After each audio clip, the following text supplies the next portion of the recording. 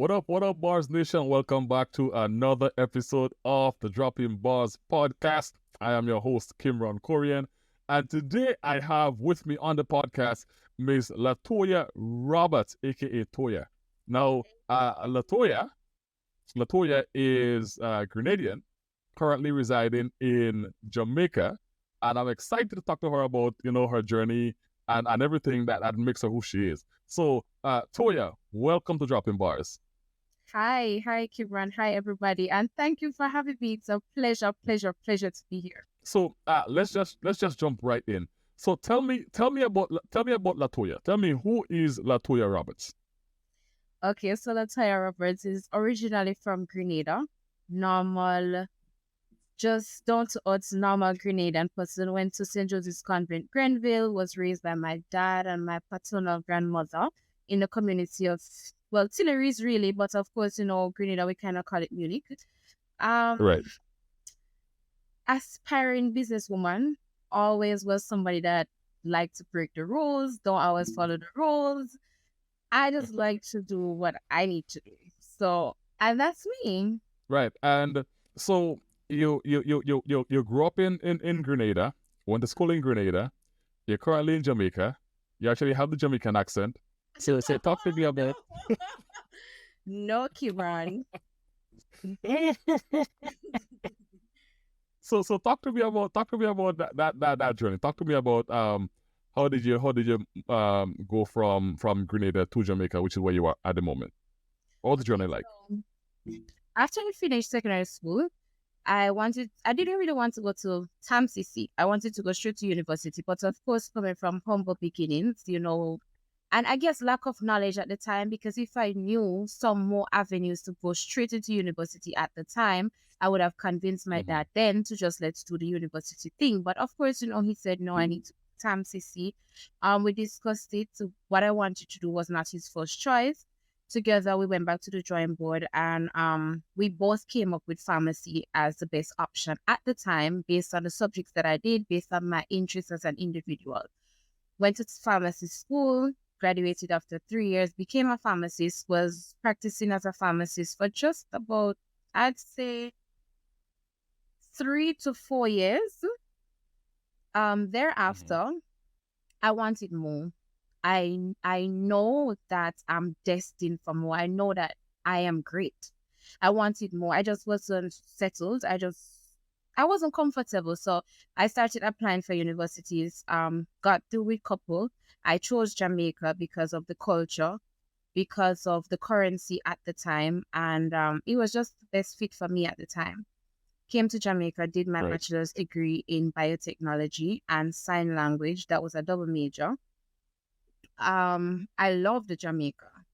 There were so many opportunities, and me aspiring to be a businesswoman and seeing so many young persons owning their businesses. And I saw how easy it was for me to start a business here at the time with my resources. I decided I wanted to probably give it another shot. Applied for my master's degree, went back home. Of course, I got accepted, and I decided to journey back to Jamaica. And I guess that Right. was the start of everything. Okay, great. So you did pharmacy at TAMCC. Then you went on over to Jamaica. You did your bachelor's. Now I also know that you went back. Your master's was in uh agricultural entrepreneurship. Correct. That's correct, right? Okay, Correct. so we have pharmacy. We have thought the bachelor's was in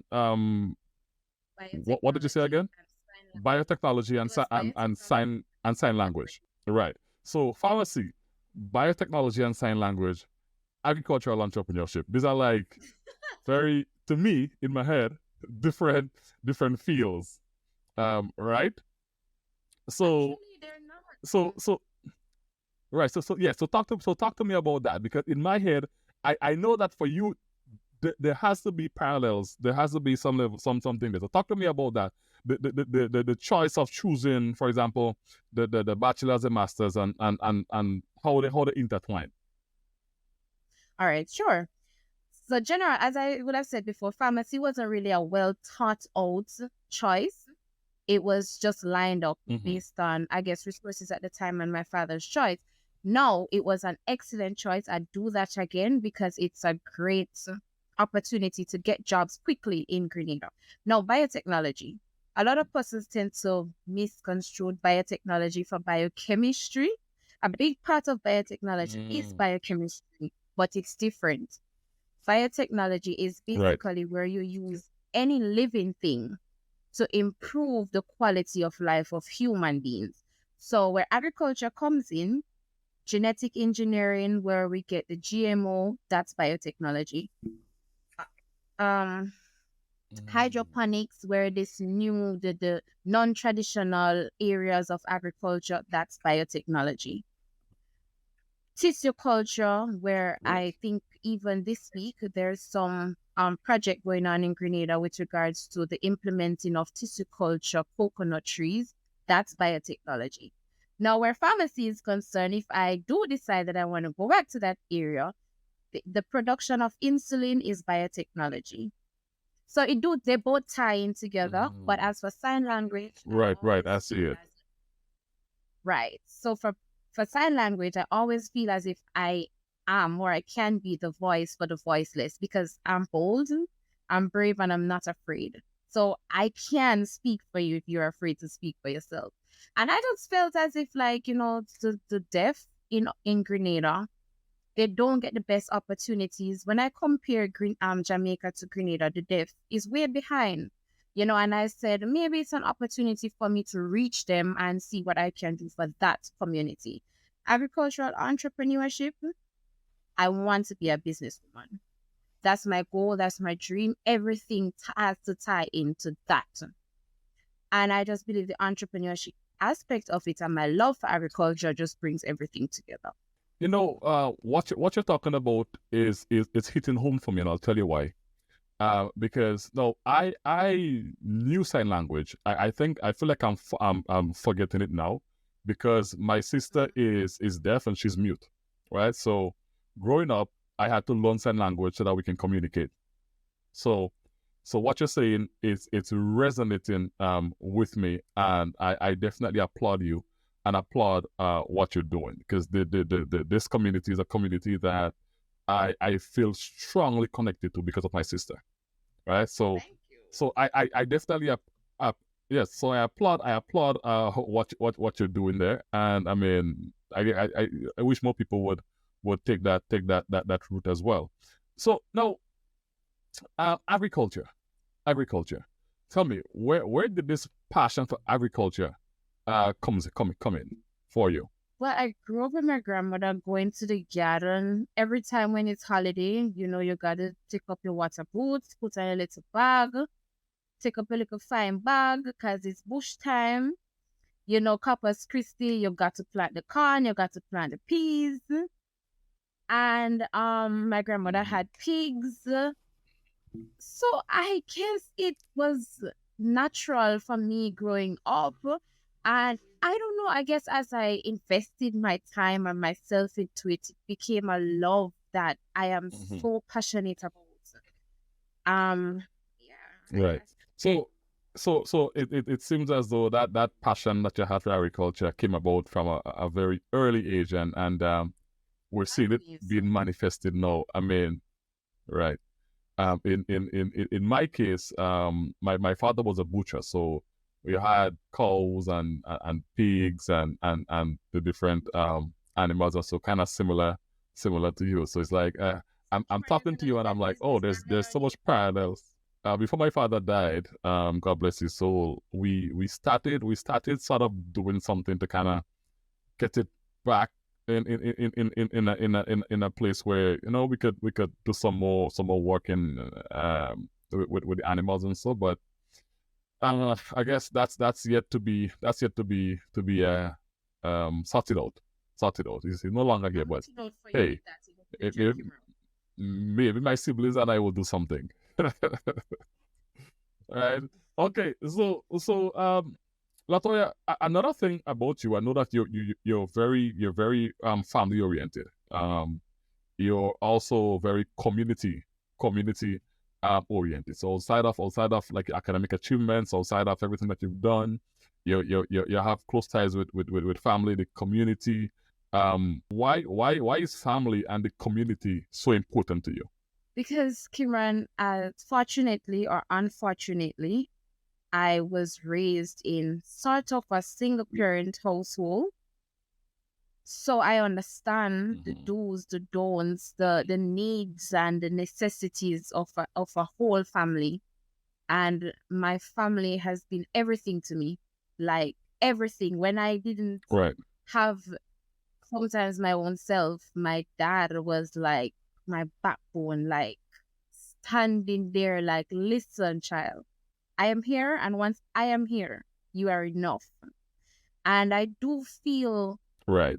an obligation to make him proud and to let him know that what you did was seen, it was appreciated, and I'm here for you now. As for community, I grew up in Munich where we had a community spirit. We play cricket on every Sunday, everybody in the pasture. We had netball competitions. Yes. We were like family. We had that family spirit. And I feel as if we kind of losing that, not really, really, but I guess with this whole internet era, we're not as outside as we used to be. And I do see the need for that because it helps you to make genuine connection, genuine friends. You appreciate people more. And that's why I see the need for these things to continue. Yeah, I could definitely understand where you're coming from, because I mean, even in my community, I grew up in Paradise in St. Andrew, and it was the same thing. Growing up, it's like the village actually raised you, and I grew up playing football, cricket, basketball in the road, in the park, like just with the homies. So I definitely could understand where you're coming from. So I want to switch gear a little bit. I'll ask you about your you have a swimsuit line. Yeah. So I do. so talk to me about that, because I know you said you want to be a businesswoman and so on and so forth. Like that's a big goal, but you're already there because you have like your swimsuit line and talk to me about that. Like what's happening there? Okay, so in 2019, that was shortly after I started my master's, I started encountering some serious financial challenges. I started like just brainstorming, like, whoa, what can I do? Like, I need some money, I need some money, I need some money. And of course, I kind of just started bouncing ideas off myself, started talking to a friend, and she said, I have this business where I help other people start their business. At the time, my money was limited, so I could have only purchased 9 swimsuits at the time. But it was swimsuits that I didn't have. So I took onto it, and they sold out so quickly. So I started repurchasing and repurchasing to the point where I took my business away from her, and I took the middle section out of it, and I started doing my own thing through China myself. That has been successful. That has been really good. I am currently thinking of probably making it into a franchise where I probably start my own line. Well, not line, but branch in Grenada, and probably take it around the Caribbean. So right now, it's sold primarily in Jamaica. Yes, currently. I mean, of course, if you want something outside of Jamaica and you are willing to pay the price, I'd facilitate shipping it to you, but that would probably cost $1. But if you're interested, because of course our quality is high, our prices are reasonable. So if you wish to support or you wish to have some good quality sexy swimsuits, then send us a message. You can find us on Instagram at TB Apparel. Okay, fantastic. So let me ask you a controversial question. Where do you prefer to live, Jamaica or Grenada? When people ask me that, I always sigh because it's not a straight answer. Currently, I prefer to live in Jamaica. Why? Because Jamaica is currently sort of giving me what I want. where business is Right. concerned, and that's my main goal. Okay, gotcha. There are Gotcha. quite amount of opportunities here in the field of biotechnology, and I do wish to establish myself as a biotechnologist. In the future, definitely Grenada, because I believe I have a lot to give to my country. And currently, there's no Mhm. biotechnologists in the Ministry of Agriculture. And I did offer my service Mhm. to the government, so that's I'm putting it out there that if they wish to use my service, you can send me a message. Because I feel as if I'm knowledgeable, I'm passionate, and it doesn't have to come at a price. I just really want to give Right. back to my country some things that I feel the young persons can use that some of us didn't have. Okay. Okay. So ultimately, the goal is to find some way of really giving back to Grenada in the area of biotechnology. Definitely. Okay. So, Latoya, tell me now, for the young people out there in Grenada and the Caribbean, Jamaica, and so that's looking on. Um, and they might be thinking, okay, well, I want to get into whether it's biotechnology, and so on and so forth as well. What kind of encouragement can you give to them? Because, like you say, there isn't a biotechnologist in the Ministry of Agriculture at the moment, I suppose, and so which means that maybe it's not something that a lot of people maybe go to study from home, from Grenada. So, what encouragement can you give to young people who might be listening to this interview and thinking, okay, well, I maybe that's an area that I want to explore. Maybe that's an area I want to get involved in. What encouragement can you share with them? I'd like to encourage young people in Grenada to go. Like, stop being so afraid, stop being so settled, stop thinking that Grenada is the safest place, because sometimes safety is not what you need. And when I say safety, I don't mean with regards to crime, just life. Like, if like we came here to live, we are Right. not going to get out alive no matter how careful you are. What's the point of coming here to protect yourself until you die? Then you don't live. I if you're not knowledgeable of a topic, find someone in an area that studied the topic. Reach out to them. Persons are open to speaking to people. The most they can tell you is, I don't want to talk, or they don't answer. Then you move on to the next person. If you don't have the money, most of us who went to study didn't have the money. We found other avenues to find the Yeah. money. I Correct. didn't have the money. I spoke, I wrote letters, I went for grant funding every year. It's a struggle. Like, where am I going to get my tuition from? But I finished, and I didn't have a loan at the end of it because I used my mouth, I used my hands to write. Like, I'd like to encourage Grenadians to go, get up, and just do what you want to do. Like, stop small up yourself, stop make yourself so intimidated and in a box. Like, there is life to live. If you want to live it, go for it. That was fantastic. I mean, I love it. Stop small up yourself. That's amazing.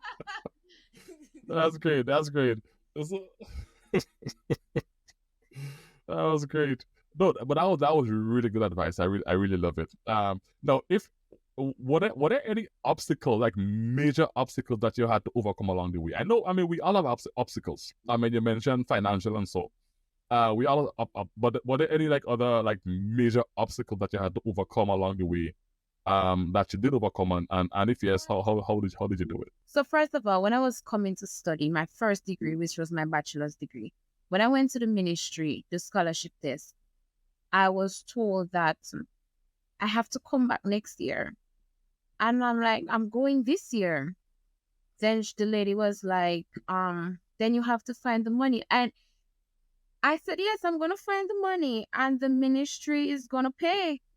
And when I did get through with that economic cost, and I went back to the scholarship desk, the lady was like, it's you? I said, I told you I was going to get through, and the ministry was going to pay. Because I believe in myself and I believe in my capabilities and I know what is out there and I go for them. When I started school in my second year exam time, I was studying and I ate a zinger, which is a KFC burger thing. And I got up the morning, didn't warm up the zinger, and ate the zinger. And I got intense food poisoning. I couldn't study. I was vomiting. I was using the bathroom. I was in pain. And I had a biochemistry 8 credit course to sit. And I called my lecturer and she said, you have a choice. If you come to the exam and you fail, that's it. You can ask for a sit out if you have a doctor's paper, but you're still going to have to do the exam over, but at least you won't fail. And I sat and I thought about it and I said, listen, God, it's me and you in this exam. I'm hoping that what preparation I would have made before is enough because it's 8 credit, I cannot fail. And it's 8 credit, I cannot do it over. I don't have the time. And I went and I did the exam and I passed. I got a B, but I passed. So, there are always going to be obstacles. Because even if you don't actually go after what you want in life, and you're living a simple life, obstacles are still going to come. So you got to make up your mind what type of obstacles you want to face. That's great.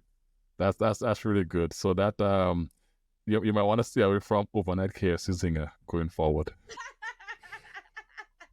That's right. Yes. Okay. Right. So now, if you could share like just like really quick like 3 lessons that you learned along the way throughout your journey, anything that you've learned along the way that you can share with us, like what are 3, I guess you can say, life lessons that you learned along the way that you want to share? 1, just keep going. Like the clock that keeps ticking, just keep going. It's not going to stop for you. Don't stop for it. Just keep going. 2, sometimes you don't say everything that you're going through. You just bring it at the foot of the cross and you trust that God is going to fix it and you just push on. 4, almost all the time, it works out. And if you had an opportunity to speak to young Latoya in St. Joseph Convent, Grenville, today, what will you say to her? I'd say, girl, you did the thing. Listen, everybody that don't believe, everybody that thinks you should follow the rules, just stick to you and just be true to you, because at the end of the day, that Latoya at convent was the bomb.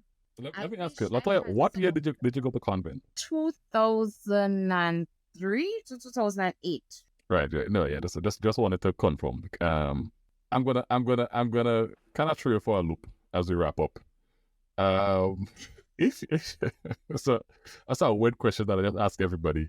At the end, it's so interesting. What the different responses are normally.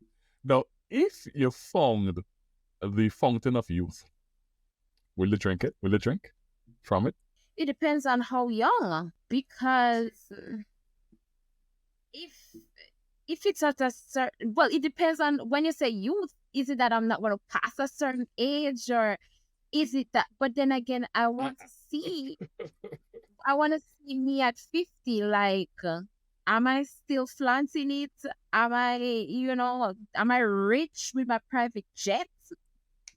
I don't think so. I want to keep going. Like, I think if it's going to keep me here for a minute, probably. But if I'm going to stay here forever, I don't think so.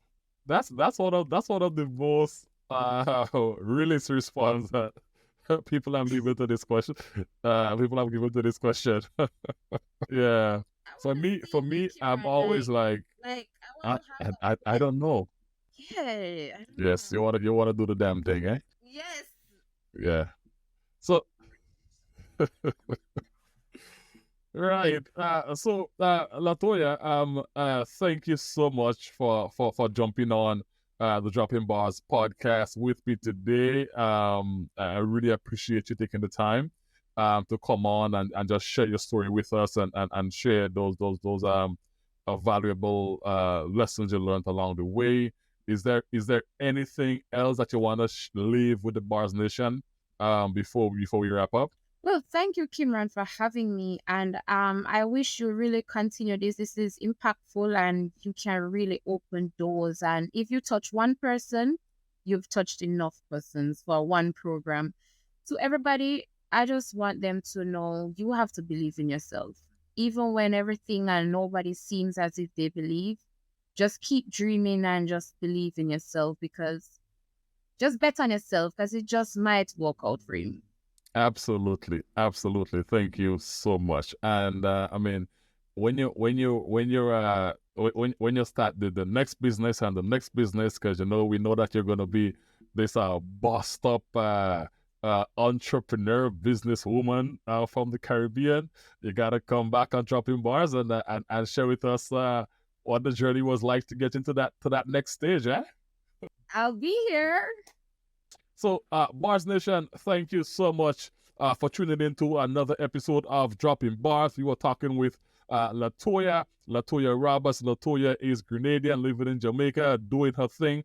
Latoya, keep doing your thing, keep inspiring. And again, as a biotechnologist with a master's degree in agricultural entrepreneurship, that's a very unique combination. And I really hope that you can. There will be some avenues for you to provide some value to Grenada in the future, because, like I said, persons with your skill set can really make a difference. Can really make a difference in our society. So, Latoya, thank you so much for coming on the Dropping Bars podcast. We really appreciate you taking the time to be here.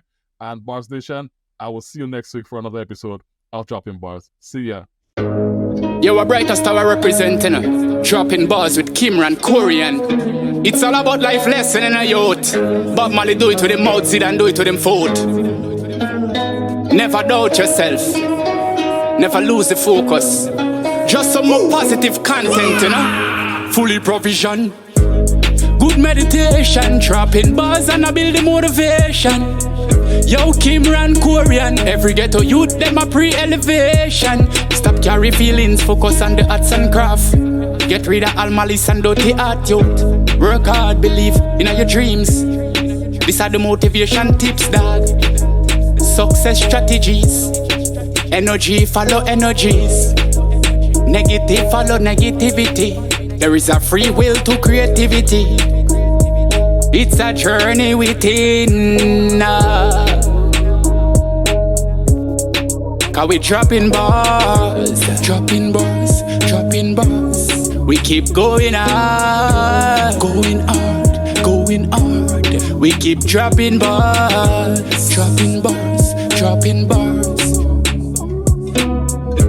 Dropping bars, dropping bars. We keep going hard, going hard, going hard. Dropping bars, dropping bars.